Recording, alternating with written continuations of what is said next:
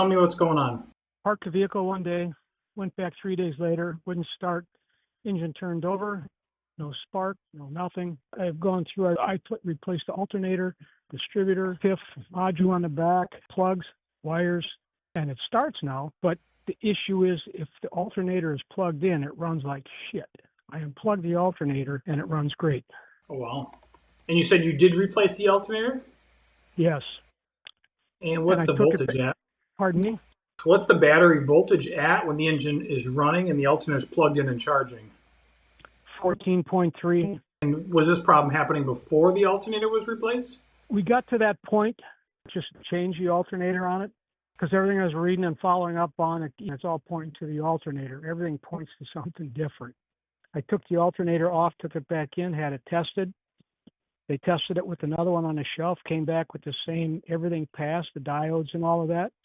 My only question is, the leakage on it is 1.12. I've got the printout on it. And I asked the question online, is that acceptable for a Ford, my year and whatever? And they said, for your year, no, it's not. It's 0.5 or 0.05. So I don't know if that 1.12 leakage is causing issues in the ignition system. And I apologize, and maybe I didn't catch this part. So it's leaking what? Is it out of the alternator? Is it voltage? Is it amperage? Is it resistance? What are we leaking? It just says, voltage. Is this the charging system test?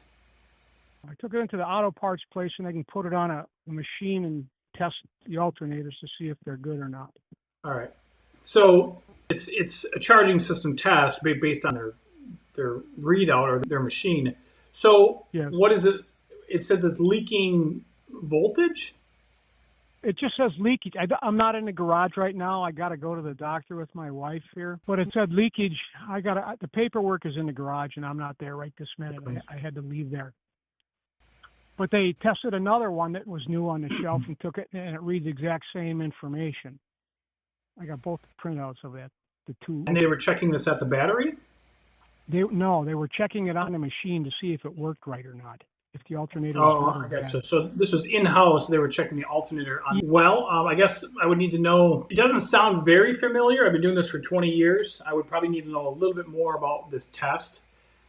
And I'm sure that there's some sort of test. There's a number of tests that you can do with the alternator. And there is an allowable amount based on each individual test. And we could certainly do some digging. And once we find something that's concrete from Ford saying, hey, this is not an acceptable amount, then at that point we can come to a conclusion and say, hey, this particular component isn't working. But if you've already replaced the alternator and we got the same problem, it doesn't sound like, unless you just have to get a factory alternator, one from the dealership, and with this thing being an 88, I would be very surprised if you can get a new one. Let me ask you a silly question. Let me ask you this. So when it's running rough, alternator is charging at 14 volts. Has anything else been tested or checked for this problem? What are you looking for? Well, has the ignition system been checked? Has the fuel pressure been checked? Fuel pressure's been checked. Fuel filter's been changed. The ignition has been changed on it. Not the actual key part, but the other part of it, the ignition there. And what else have I done? We actually bypassed. We went direct from the battery positive right to the wire that goes to the start for the engine on the key switch, on the key module. And we went direct power right to there. And it still did the same thing. We were just trying to eliminate a bunch of stuff in the circuit. And it still does the same thing. It runs any better on starting fluid? Pardon me? Does it run any better on starting fluid? I haven't used it. Okay. That would be something good to try to at least to rule out maybe a fuel system problem or an ignition system related issue. But I mean, everything runs fine though. I'll be honest with you, I wouldn't do it. I have yet to do a conclusive test on any vehicle in the shop for the last 20 years on a drivability problem with the alternator disconnected. And I know a lot of technicians, and I've never even heard that. And I've been to a lot of classes with a lot of really good top-notch techs, and not one technician has ever even taught to do that, ever. So you can certainly continue down this path, and you might get lucky. You might find something, but I think you're barking up the wrong tree. Because we've been through all the grounds. We re-grounded, grounded. It's not a guarantee. It's not a ground issue. Did you Yeah. check or replace the Oxygen sensor on with that OBD sensor for the number one. I got the first version of those since it came out. It nothing comes up bad on it, even when it's missing. Nothing comes. No, I get that, but that's not my question. No, I didn't change it, but we ohmed it according to what we could get for readings on it and checked the readings, and it said it was okay. I get no check engine lights on my dash. So what's the fuel pressure at? What the hell was it? God, that was early. 40 pounds? I can't remember. Well, we got some basic tests that we need to do, my friend. Let's double check the fuel pressure. Let's get a good reading on that.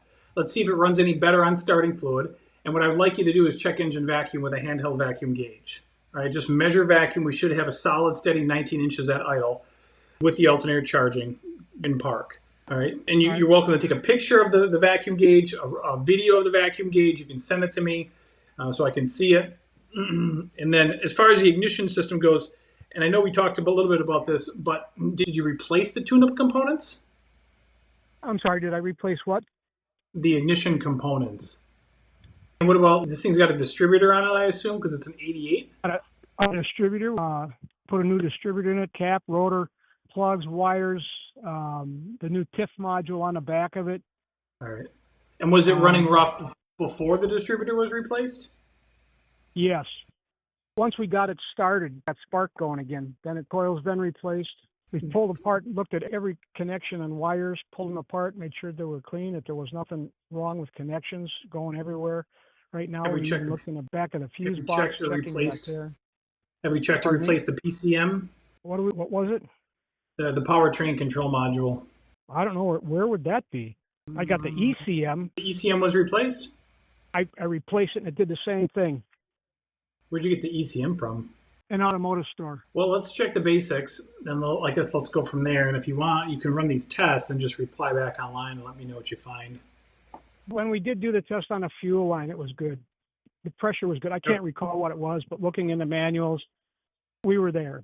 There wasn't a problem with fuel. I gotcha. So the first thing that we need to do is we need to rule out either an ignition problem, a fuel problem, or a mechanical problem.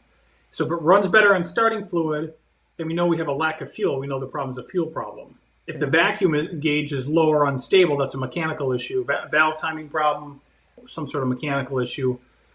And it's a little harder to rule out the ignition components without the right tools. You need a lab scope really to check the distributor and the ignition components.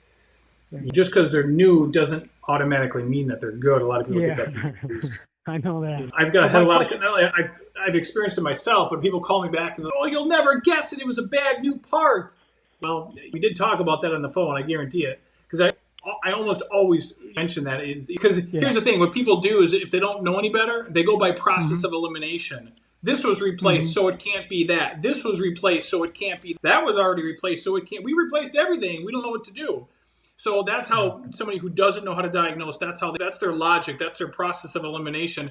We need to get in there and test all of these new components. That would be the proper way to diagnose this.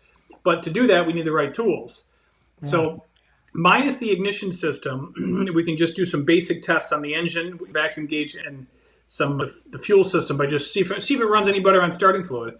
Or you could just disable the fuel system altogether and just start it and run it on alternative fuel and see if it runs good, see if it idles better. My question to you, though, is why, when we unplug the charging circuit, it runs fine, great, no problems, just hums away. As soon as you plug that charging circuit in, the summage goes to hell. Right. Good question. So 2 things to keep in mind. First, you most likely won't get that answer until the problem is diagnosed. Right? Everybody wants to know the answer before they get the answer. They want to know. So, and I'm telling this conversation that I have with everyone every single day, I tell them we got to diagnose the problem first, then we'll get that answer, and then everything will make sense. My guess, again, without diagnosing the problem, is that whatever the charging system is just affecting the electrical system to the point where it allows it to run better. The injectors are maybe pulsing a little bit less, or the oxygen sensors aren't producing the voltage that they were, which is causing this problem, or whatever the case is.